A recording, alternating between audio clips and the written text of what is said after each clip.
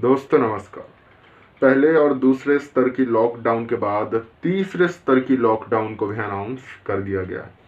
लेकिन पहले स्तर की और दूसरे स्तर की लॉकडाउन से तीसरे स्तर की लॉकडाउन में थोड़ा सा डिफरेंसेस है। दूसरे और पहले स्तर की जो लॉकडाउन थी उसको अनाउंस करने के लिए हमारी प्रधानमंत्री खुद सामने आए थे और देवियों सजनों वाला एक लंबा चौड़ा भाषण के साथ आपको समझाए थे क्यों दो लॉकडाउन्स की ज़रूरत है। लेकिन तीसरे लॉकडाउन में कोई एक्सप्लेनेशन नहीं, कोई जनता के आगे अपील नहीं, बस एक प्रेस रिलीज कर दिया गया और आर्मी चीफ ने आपको बताया कि वो डॉक्टर्स के लिए फूल और यानी जो पुष्प वर्षा है वो करेंगे, सल्यूट करेंगे। मैं कहता हूँ इसके साथ एक और चीज करना चाहिए, वो है 21 तोपों की सलामी। बिल्कुल आपने सही सुना। जो पुष्प वर्षा की बात की जा रही है वो तो जरूरी है ही, क्योंकि हमारे देश में डॉक्टर्स धड़ल्ले से मरने वाला है और उनकी संख्या काफ़ी ज़्यादा हो सकता है। अगर आप दी हिंदूज में छपे एक आर्टिकल को काफ़ी ध्यान से पढ़ते हैं जो कि अप्रैल की 22 को रिलीज किया गया था, तो उस आर्टिकल में आप पाएंगे जितने भी रेड जोन बनाए गए हैं उस रेड जोन की 20 हॉस्पिटल्स में 96 डॉक्टर कोरोना पॉजिटिव पाए गए, 156 ऐसे नर्सेस पाए गए जो कोरोना पॉजिटिव है और अदर्स 826 के आसपास मेडिकल स्टाफ पाए गए जो कि कोरोना पॉजिटिव है। जो कि सीधे सीधे स्तर पे दर्शाता है कि कोरोना को लेके हमारी गवर्नमेंट को डॉक्टर्स के प्रति जो प्रोटेक्शन किट लाना चाहिए था, जिसको पीपीपी कहते हैं, उसकी कितनी ज़्यादा कमी है। उसकी जो कॉन्सिक्वेंसेस है, जो साइड इफेक्ट्स है, वो खुल के अब सामने आने लगी है, जिससे हम सभी देख सकते हैं कि किस स्तर पे डॉक्टर्स इन्फेक्ट होते जा रहे हैं, नर्सेज इन्फेक्ट होते जा रहे हैं, मेडिकल स्टाफ खुद को बेसुरक्षित समझ रहे हैं। साथ ही साथ और भी बहुत सारी चीज़ें हैं जो 41 डेज के लॉकडाउन में हमें देखने के लिए मिली और कुछ मज़ेदार थी, कुछ के ऊपर बहुत ही बुरा लगा, कुछ पे गुस्सा भी आया। जिनमें से है जो वर्कर्स हैं उनको काफ़ी ज़्यादा हैरासमेंट किया गया।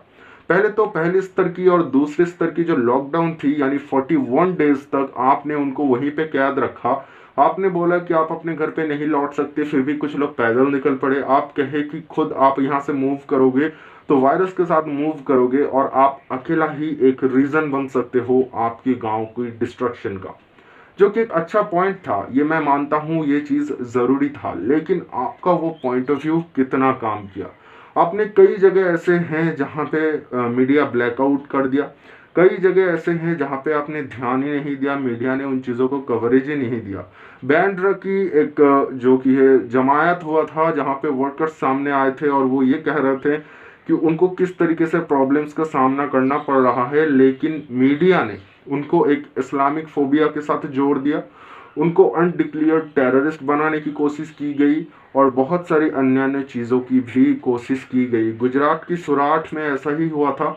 आप ये क्लिप्स देख सकते हो जहाँ पे साफ साफ तरीके से देख सकते हैं कि कितनी ज़्यादा लोगों की भीड़ सड़क पे उतर आई है। वो आंदोलन पे आ चुके हैं, फिर भी सरकार उनकी बात सुनने के लिए भी नहीं गया। तो ऐसे जिस तरीके से जो रिस्पॉन्स कर रहा है सरकार, इससे ऐसा लगता है कि उनके जितने भी दायित्व हैं वो ट्विटर पे या टीवी चैनल्स पे या डिबेट्स पे देखने के लिए मिलती हैं, लेकिन रियल लाइफ पे जब इतना बड़ा एक वायरस अटैक हो चुका है पूरी धरती पे, जिसमें इंडिया धीरे धीरे घुसता जा रहा है, इसमें सरकार एकदम लाचार पड़ी हुई है और उनकी कोई ख्वाहिश भी नहीं है कि अपने लोगों को इन चीज़ों में से निकाले। दोस्तों, बड़े बड़े टीवी शोज ऑर्गेनाइज किए गए जहाँ पे बड़े बड़े इंटेलेक्चुअल्स आए और उन्होंने अपनी जो राय है वो रख दी कि हमने इस तरीके का, ऐसी फैसिलिटीज़ का, एक इतने ज़्यादा मात्रा की बेडों का क्वारंटाइन सेंटर रेडी किया है जहाँ पे हम इतने ज़्यादा लोगों को रख सकते हैं, उनकी इस तरीके से देखभाल कर सकते हैं। देश में बैठे हुए लोगों को ऐसा लगा कि सच में सरकार बहुत अच्छी काम कर रही है, एटलीस्ट जो बीमार होंगे उनकी केयर काफ़ी अच्छी तरीके से की जाएगी। इस गलतफहमी को बहुत ही जल्दी तोड़ दिया जब एक वीडियो रिलीज हुआ आगरा की एक क्वारंटाइन सेंटर से, जहां पे सभी लोग देख रहे थे कि दरवाजे के उस तरफ जितने भी लोग हैं वो खाने के लिए, पानी के लिए किस तरीके से तड़प रहे हैं, कैसे वो खाना यानी फूड को ले रहे हैं और उनको जो ट्रीट कर रहा है वो ऐसे बात कर रहे हैं जैसे सड़क किनारे पे बैठा हुआ कोई भिखारी हो जिसको पैसा या थोड़ी रोटी फेंक के दे रहा है कि चल वे खा ले। ये हमें कभी भी नहीं भूलना चाहिए। ये जो मजदूर आज क्वारंटाइन सेंटर के अंदर है, जिनको आप भिखारी की तरह ट्रीट कर रहे हो, ये वही लोग हैं जो पैसे कमा के स्टेट गवर्नमेंट्स को देते हैं ताकि वो खुद को रन कर सके। ये वही लोग होते हैं जो पैसे कमा के जब अपने घर पे भेजते हैं तो टैक्स के रूप में आप काफ़ी भारी मात्रा में एक रुपीस काट लेते हैं। तो आपकी जिम्मेदारी बनती है इस समय पे उनकी अच्छी ट्रीटमेंट करना, यानी सेहत के बारे में सोचना, देखना, और उनकी फूड्स को, उनकी सिक्योरिटी को निश्चित करना, जो कि आप बिल्कुल नहीं कर रहे हो। सिर्फ एक क्वारंटाइन सेंटर की बात नहीं है, आप अगर ढूंढने बैठो तो ऐसे 3-4 से ज़्यादा वीडियो आपको मिल जाएगा जहाँ पे आप देख पाओगे कि क्वारंटाइन सेंटर्स की हालत ऐसी है कि वहाँ पे लोग एक दूसरे को छू नहीं रहे हैं, या फिर जो ट्रीट करने के लिए आ रहे हैं वो भी बहुत दूर से ऐसे खाना और पानी रख रहे हैं, और एकदम मतलब जालिमों की तरह वो एक दूसरे से लड़ के कोई भी चीज़ उठा रहे हैं। हम क्यों ये भूल जाते हैं कि असलियत में वो भी एक इंसान है, वो बीमार है, उसको ट्रीटमेंट की ज़रूरत है, और उसी के लिए ये क्वारंटाइन सेंटर बनाया गया है। और इस सेंटर का काम है उनको ट्रीट करना, उनको स्वस्थ करना, न कि एक दूसरे से लड़वाना। दोस्तों, जब तीसरे स्तर की लॉकडाउन को अनाउंस किया गया तो एक अनाउंसमेंट और भी किया गया कि जितनी भी मजदूर है उनको अब अपने अपने घर भेजे जाएंगे।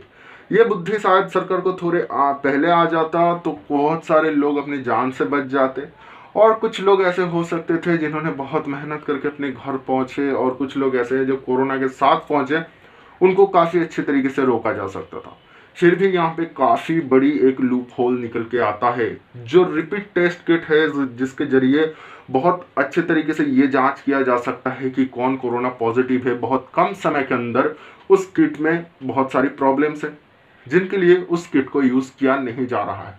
और स्वैब टेस्ट, यानी एक वीडियो में मैंने आपको समझाया था कि किस तरीके से टेस्टिंग होता है और टेस्टिंग रिजल्ट्स क्या आते हैं, वो डिस्क्रिप्शन में मैं दे दूंगा। उस वीडियो को आप देख के समझ सकते हैं कि कोरोना की रिजल्ट्स को कैसे समझ सकते हैं और स्वैब टेस्ट क्या होता है।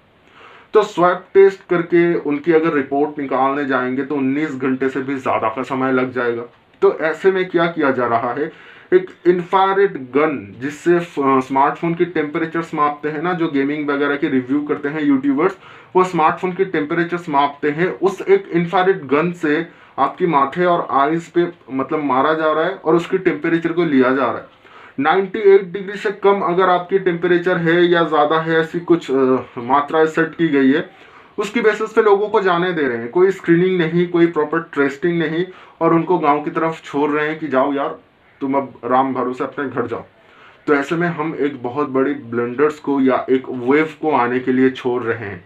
वो लोग जब अपने घर लौटेंगे बहुत अच्छी बात है, खाना पीना सब सुविधाएं उनको मिलेंगे, लेकिन 10 में से एक भी कोरोना के साथ लौट रहा है, यानी ट्रेन में वो एक और 10 को इन्फेक्ट करेगा, और वो 10 अपने अपने घर में जाके अगर 4 लोगों को भी इन्फेक्ट करता है तो 10 लोग 40 लोगों को इन्फेक्ट करेगा।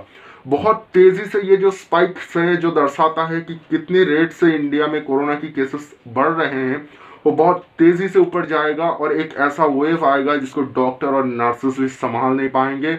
इतना ज़्यादा रेड जोन बनाना पड़ेगा जो कि कोई सोच भी नहीं सकता।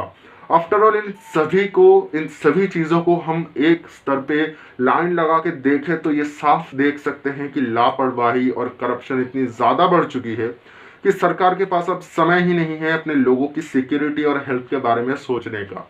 तो पता नहीं ये देश किसकी बातों पे चल रहा है, और जिसकी भी बातों पे चल रहा है उसको थोड़ा सा समझना चाहिए, सोचना चाहिए कि वो क्या कर रहे हैं, क्या डिसीजन ले रहे हैं, इसकी वजह से क्या इम्पैक्ट पड़ेगा, लोगों की ज़िंदगी में क्या बदलाव आएगा। हम उम्मीद करते हैं एक अच्छे सुबह, एक अच्छे कल के साथ हमारी देश भी आगे बढ़ेगा। आपको वीडियो कैसा लगा बताना मत भूलिएगा। मैंने कुछ ऐसे पॉइंट्स आपके सामने रखा जो तीसरे स्तर की लॉकडाउन को भी एक फेलियर की तरफ लेके बढ़ रहा है। Thank you so much. Video अच्छा लगा है तो लाइक कर दीजिए, दोस्तों के साथ शेयर कर दीजिए, और इसी तरीके की इंफॉर्मेटिव वीडियोस को देखने के लिए इस चैनल को सब्सक्राइब कर लीजिए।